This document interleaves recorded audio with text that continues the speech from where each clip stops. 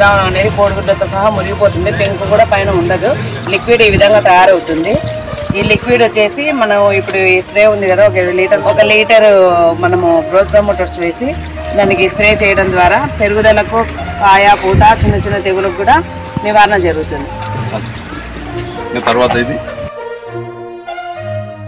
ఇది వేప కషాయము.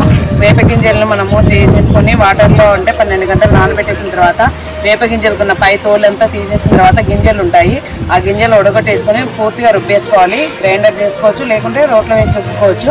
దాని నుంచి లిక్విడ్ వస్తుంది. ఆ లిక్విడ్లో మనము ఇది ఆవు మూత్రం కలుపుకొని 20 లీటర్ల నీటిలో ఒక 1/2 లీటర్ వేసుకొని స్ప్రే చేసుకోవడం వల్ల చిన్న చిన్న గుడ్లు పెట్టినట్టు అవి పిల్ల దశకు రాకోకుండా మురిగిపోతాయి.